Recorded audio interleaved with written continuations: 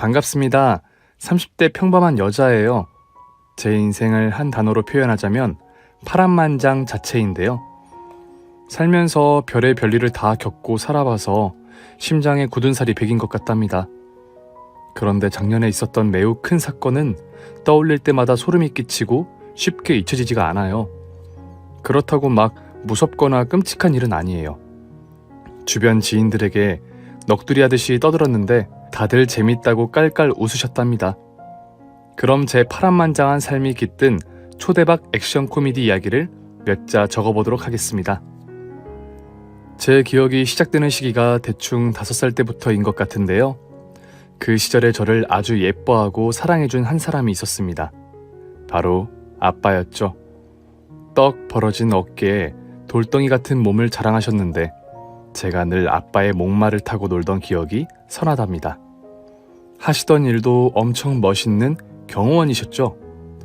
7살 때까지는 아빠와 둘이 살았어요. 엄마는 저를 낳고 얼마 지나지 않아 하늘나라로 떠났다고 합니다. 그래서 엄마의 사랑이 뭔지 모르고 커가는데 어느 날 아빠가 새엄마라는 사람을 집으로 데리고 왔어요. 고개를 갸웃거리며 저와 닮은 구석이 하나도 없는 데다 인상이 그닥 좋지 않아 새엄마 근처에 가기도 싫었죠.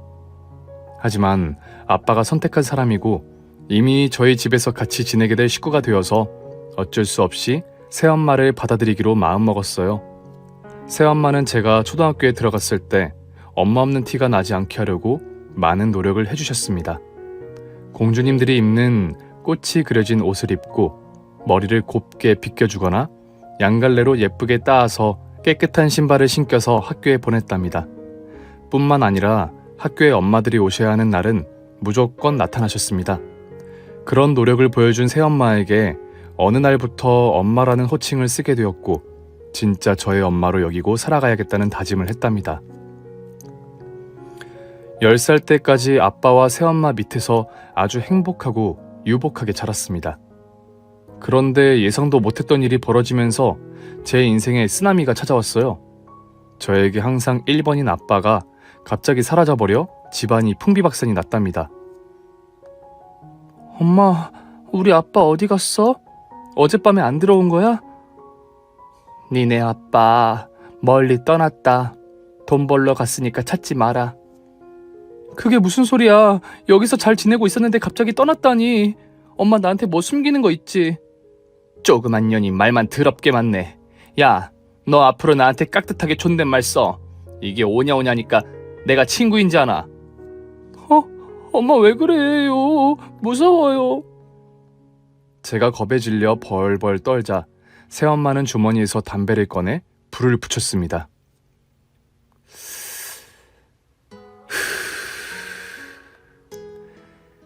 젠장을.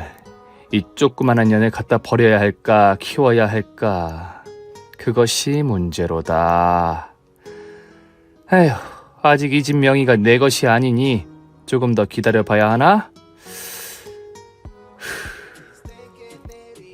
엄마의 말투와 담배를 피우는 행동을 보니 그동안 아빠와 저에게 가면을 쓰고 살았던 것 같더라고요. 아빠가 돌아오면 새엄마한테 속았으니 당장 이혼하라고 말해주려고 마음먹었는데 무슨 일이 생긴 건지 진짜 돈을 벌러 멀리 떠났는지 아빠는 집으로 돌아오지 않았습니다. 일주일이 지나고 한 달이 지나도 학교에 다녀와 창문을 열어 아파트 주차장을 내려다보며 기다리고 있는데 아빠는 돌아오지 않았습니다. 새엄마가 울다가 걸리면 가만두지 않겠다고 해서 매일 밤 이불을 뒤집어 쓴 채 입을 틀어 막고 울었어요. 어찌되었든 간에 새엄마가 유일한 가족이고 보호자이니 시키는 대로 하고 지냈습니다. 엄마는 집에서 담배를 피는 것을 시작으로 많은 타락을 시작하셨습니다. 학교 끝나고 집으로 가면 모르는 아줌마 아저씨들과 원으로 앉아 담요 위에 빨간 화투패를 내리치며 돈을 따기도 하고 잃기도 했답니다. 야, 쪼매난 년아, 가서 담배 6갑 사와라. 그리고 소주도 5병 사오고 그리고 잔돈 정확하게 거슬러 와라. 삥땅이라도 쳤다간 확. 알지? 네, 알겠어요. 다녀오겠습니다. 그나마 새엄마가 화투를 쳐서 돈을 따는 날은 편히 잠을 잘 수 있었는데 반대로 돈을 잃으면 화풀이를 저에게 하느라 뜬 눈으로 밤을 보내야 했어요. 새엄마는 저에게 화풀이하는 도구가 몇 개 있었는데 아동용 야구 방망이와 머리빗, 효자손, 페트병 등등 종류를 따지지 않고 매질하는 데 쓰셨어요. 얼마나 많은 날을 맞으면서 보냈던지 항상 몸 여기저기에 새까맣고 시퍼런 멍이 있었습니다. 그런 시기를 1년 정도 보내자 새엄마는 도박을 더 이상 집에서 하지 않고 다른 어딘가로 가서 하셨어요. 저는 집에 혼자 남는 게 어찌나 다행스럽게 느껴졌던지 새엄마가 다시는 돌아오지 않길 바랐답니다. 그런데 어렸던 제가 생활비를 마련할 수 없어서 어쩔 수 없이 새엄마를 기다렸어요. 집에 한번 들어오시면 술 냄새만 풀풀 풍기다가 저에게 10만원짜리 수표를 한 장 쥐어주고 떠나셨답니다. 그럼 그 돈으로 쌀을 소량 사서 고사리 손으로 밥도 짓고 계란 후라이도 하고 해물 구워서 끼니를 때웠어요.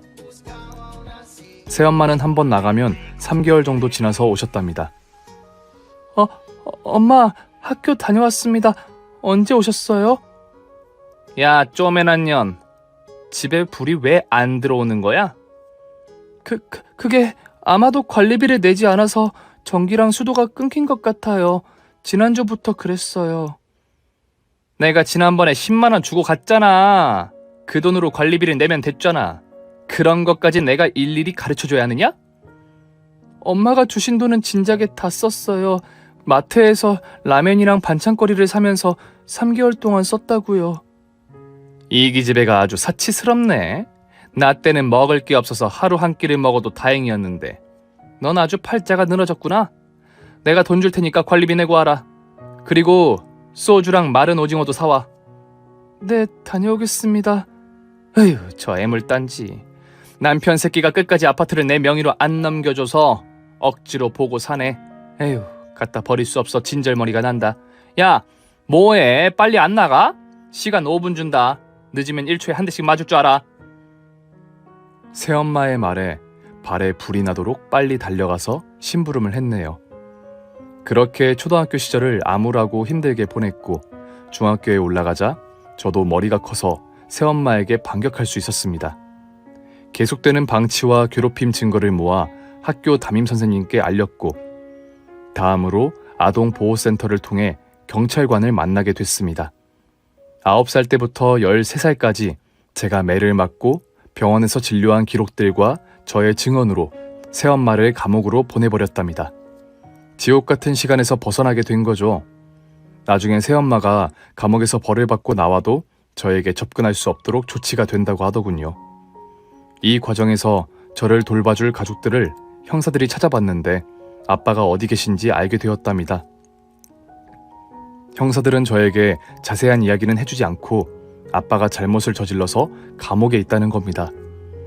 그래서 언제쯤 집에 돌아올 수 있느냐고 물었더니 고개를 가로저을 뿐 언제라고는 대답하지 못했답니다.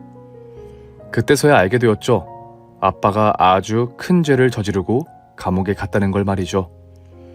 이렇게 온전히 혼자가 되어버린 저는 살던 집에서 계속 지냈습니다. 거기 말고는 갈 곳이 없었으니까요. 그런데 새엄마가 감옥으로 떠나고 얼마 지나지 않아 변호사라는 사람이 찾아와 집 문서를 보여주더군요.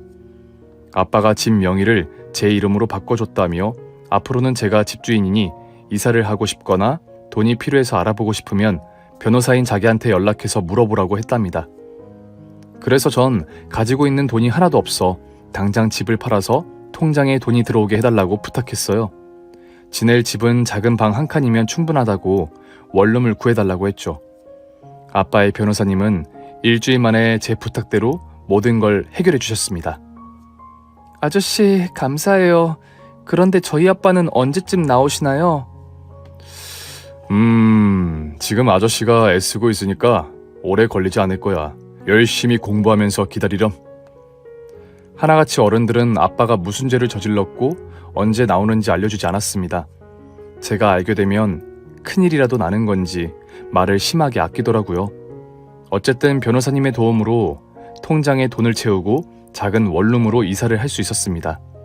그때부터는 걱정할 거 없이 공부도 하고 친구들과 어울릴 수 있었죠.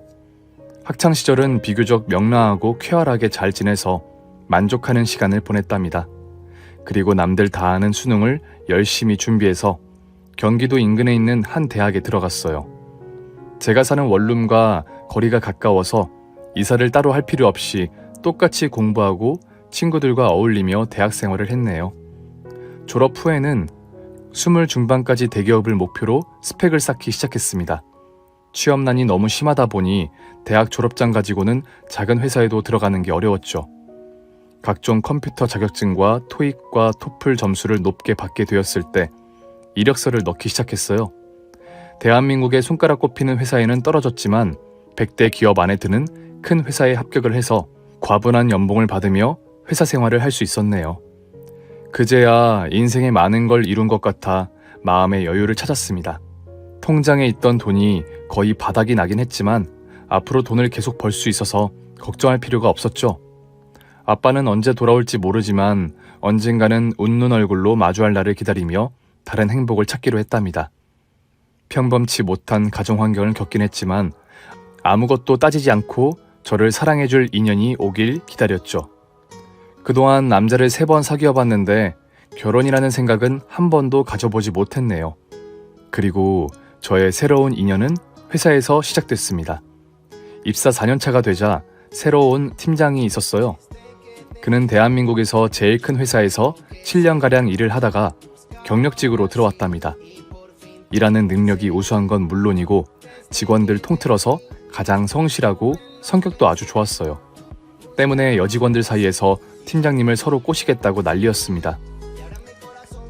정말 여자들이 줄을 서는 남자가 있다면 그게 팀장이었답니다. 저 역시 마음속으로만 그를 좋아하고 있었어요. 고백할 만큼 잘 알지 못해서 그냥 지나가는 짝사랑이겠니 하고 시간을 보내고 있었습니다. 그런데 몇 달 뒤 팀장들의 부서 이동이 이루어졌는데 여자들이 줄을 서는 그 팀장님이 저희 팀으로 오셨답니다. 매일 가까운 자리에서 일을 해보니 좋아하는 마음은 더 커졌어요. 말 한마디를 해도 예쁘게 하고 부하 직원들을 진심으로 아끼고 소중하게 생각하는 게 매번 가슴으로 느껴질 정도였습니다. 김수진 대리, 오늘 저녁에 한두 시간만 나랑 야근하면 안 될까요? 능력자가 필요한데 수진 대리가 제격인 것 같아서요. 네? 그럴게요. 야근하겠습니다. 고마워요. 대신 내가 맛있는 밥 사도록 할게요.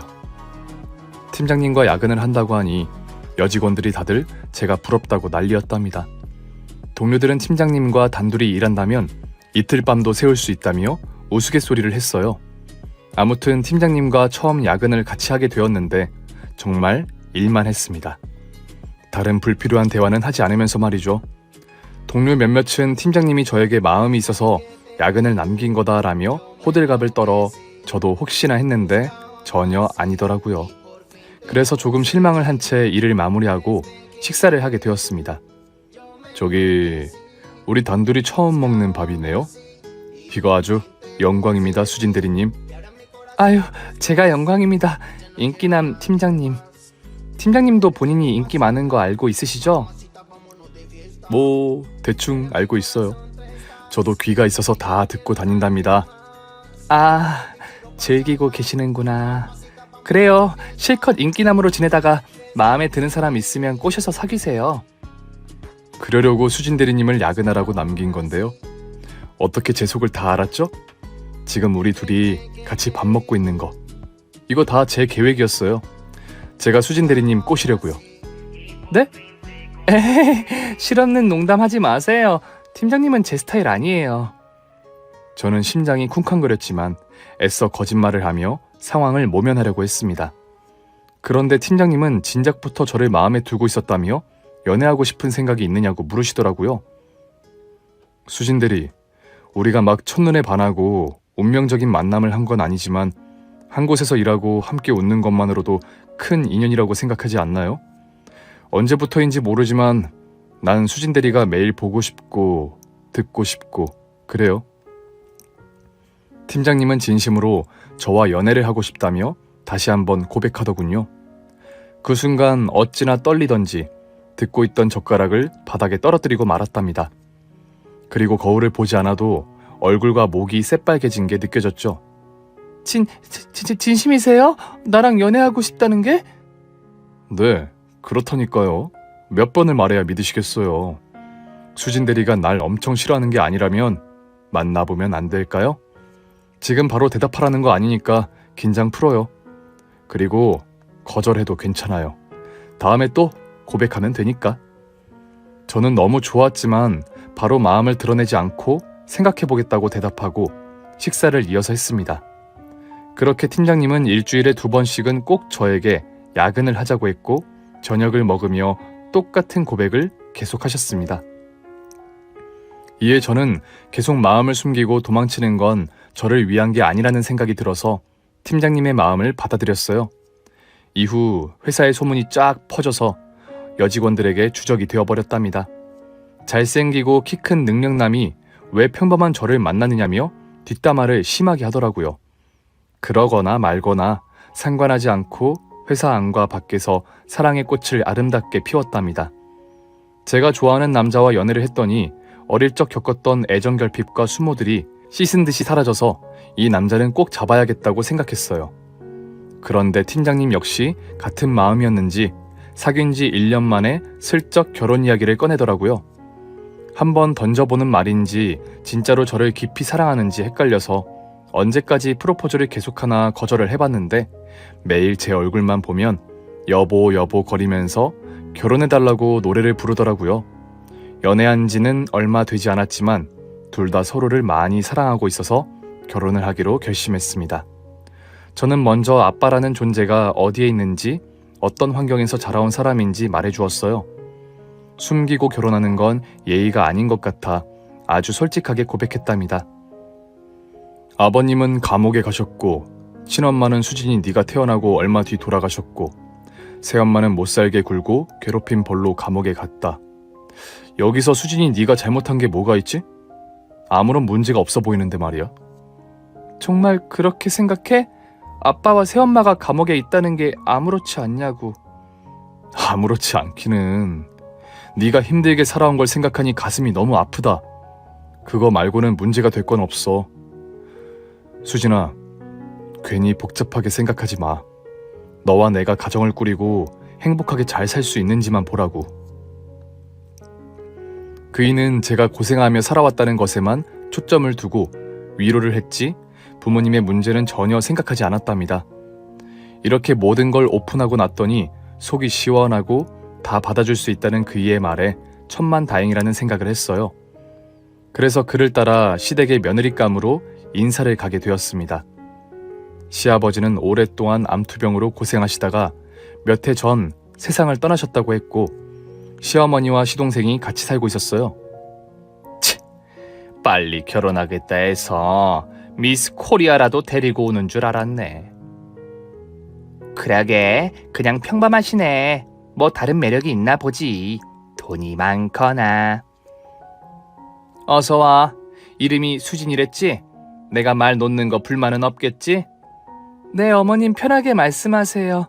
그래, 우리 아들이랑 같은 회사를 다닌다고? 그렇다고 자네랑 내 아들이 같은 레벨이라고 보면 안 돼. 내 아들은 최고로 좋은 대기업에서 일하다가 그리로 간 거니까. 네, 잘 알죠. 오빠가 능력 있는 사람이라는 건 아주 잘 압니다. 그리고 외모도 훤칠하고 멋지다는 것도 알고요. 안다니 다행이네. 그럼 자네 부모님은 뭐 하시나? 올 것이 왔구나 하고 저는 심호흡을 하고 부모님에 대해 말하려고 했어요. 그런데 그이가 먼저 선수를 치더군요. 어머님은 돌아가셨고 아버님은 멀리 해외에 계세요. 일 때문에 한국에 들어오시기 힘드신 상황이라네요. 뭐야? 얼마나 대단한 일을 하길래 한국에 들어오는 게 힘들어? 에이 엄마, 그게 뭐가 중요해요. 수진이만 괜찮은 여자면 된 거 아니에요? 너는 가만히 있어. 결혼이 애들 장난도 아닌데 어떤 집안인지는 알아야 할 거 아니냐. 우리랑 사돈 맺을 급이 되는지 따져봐야 한다고. 엄마도 참, 누가 들으면 우리가 대단한 집안인 줄 알겠어요. 이 녀석이 엄마가 하는 말에 왜 자꾸 토를 달지? 그이는 시댁 식구들이 못 듣게끔 귓속말을 하더군요. 제 부모님이 감옥에 있다는 걸 알리면 결혼을 허락받는 게 어려울 것 같으니 일단 거짓말을 하자고 말하더라고요. 듣고 보니 전과자 부모의 딸에게 아들을 줄 시어머니가 세상에 있을까 하는 생각이 들어서 그이가 방어해주는 대로 가만히 듣고만 있었습니다. 시어머니와 시동생은 저를 마음에 들어하지 않는 티를 많이 내셨는데 반대를 하겠다는 말씀은 하지 않으셨어요. 남편이 한다면 하는 성격이라 그런지 싫은 소리를 잔뜩 늘어놓고는 결혼 자금은 한 푼도 없으니 저희 둘이 알아서 살라고 하셨습니다. 뭔가 이상하다 싶어서 남편과 시댁에서 나오며 질문을 던졌습니다. 오빠, 어머님이 왜 허락해 주신 거야? 날 엄청 못마땅하게 보신 것 같던데. 수진아, 사실은 나도 비밀이 하나 있어. 우리 엄마는 나한테 새엄마야. 동생도 배다른 형제고 이 사실을 아버지가 돌아가시기 전에 알게 됐어. 너한테 말하려고 했는데 네가 너무 센 비밀을 말하는 바람에 말하는 걸 잊어버렸어. 아, 새어머니셨구나. 그럼 몇 년 전까지는 친엄마인 줄 알았던 거야? 내가 2살 때 재혼을 하셨다더라. 나도 수진이 너만큼은 아니지만 동생하고 차별을 심하게 당하면서 컸어. 그땐 왜 그러셨을까 궁금했는데 아버지가 뒤늦게 진실을 알려줘서 이해가 됐지. 그이도 저와 비슷한 상처가 있는 것 같았습니다. 그런데 자세히 어떻게 자라왔는지는 말하고 싶어 하지 않아 더 이상 묻지 않았어요. 그렇게 서로에 대한 공통점을 알게 되면서 남편과 더 가까워진 것 같았습니다. 저희는 결혼 준비를 시어머니의 말대로 알아서 준비했어요. 그이와 둘이 지낼 작은 빌라에 전세를 얻었고 혼수는 할인 매장을 돌며 아주 저렴하게 마련했죠. 결혼식장도 작은 곳을 골라 초대하고 싶은 사람만 초대해서 비교적 조용하게 예식을 올렸네요. 신혼생활은 말할 필요도 없이 너무 행복했습니다. 깨가 쏟아진다는 표현이 뭔지 그이와 맨날 뜨겁고 달콤하게 보냈더니 이해가 되더라고요. 저희 부부는 신혼을 2년 정도 보내고 아이를 낳자고 계획했어요. 둘 다 자식을 가지고 싶은 마음이 있긴 했지만 당장은 둘 다 회사에서 잘 나가고 있어 돈을 더 벌어 좋은 집으로 이사하고 이세를 갖기로 한 거죠. 한편 시어머니는 저희 신혼집 도어락 비밀번호를 어떻게 하셨는지 시시때때로 찾아오셔서 시간을 보내고 가셨습니다. 어머님 언제 오셨어요? 아까 왔다. 너희 집 텔레비전이 너무 크고 좋아서 좀 놀려고 왔지. 그런데 표정이 왜 그러냐? 혹시 내가 온 게 불만인 거야? 아니요. 그럴 리가요. 어머님 식사는 하셨어요? 당연히 안 했지. 며느리가 주는 밥 얻어먹으려고 왔는데 먹었을 리가 있겠니? 어여, 따순 밥에 상다리 부러지게 차려봐라. 시어머니의 막무가내 행동은 남편도 막지 못했습니다. 그이가 아무리 연락을 하고 오셔라, 웬만하면 평일에는 오시지 마시라 하며 이야기를 해봤는데 어머님은 당신이 심심하시면 아무 때나 찾아오셨습니다. 그런데 희한하게도 시어머니가 저희 집을 다녀가시기만 하면 꼭 물건이 하나씩 사라졌어요. 결혼식 이후에 한 번도 차지 않고 아끼고 있던 목걸이가 없어지면서 시작되었죠. 남편이 제 몸에 비싼 걸 두르게 해주고 싶다며 큼직한 다이아몬드가 박힌 목걸이를 선물했는데 그 비싼 게 발이 달렸는지 집안을 샅샅이 뒤져봐도 보이지 않았답니다. 목걸이가 없어진 사실을 말했다간 그이가 실망하고 괜히 시어머니를 의심해 모자 사이가 깨질까봐 묵인하고 말았습니다. 이후 선물 받았던 가방, 수입 화장품, 머플러 등등 값이 좀 나가는 물건이 계속해서 없어졌어요. 시어머니가 가져갔다는 걸 알지만 증거가 없었으니 남편에게 말도 못하고 발만 동동 구르고 있었죠. 그런데 그이가 방 안에서 뭔가를 찾으려고 옷장을 뒤지고 있어서 뭐하고 있냐고 물었습니다. 오빠, 뭐 찾아? 시계가 안 보이네. 아버지가 나 대기업에 들어갔을 때 사주셨던 명품 시계인데 아무리 찾아도 보이지 않아.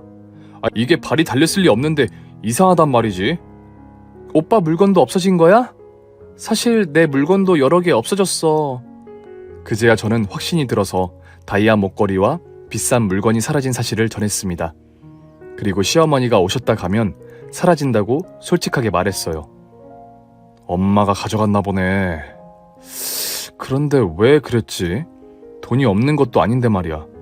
아버지 유산도 절반 받으셨고 내가 매달 용돈도 드리고 있는데 말이야. 알겠어. 그럼 다음에 본가에 가서 몰래 우리 물건이 있는지 찾아보자. 증거가 있어야 조용히 말씀을 드리든지 할 수 있으니까. 그래서 다음에 시댁에 가게 되어 남편과 둘이 시댁 식구들 몰래 방 안을 살피고 있었습니다.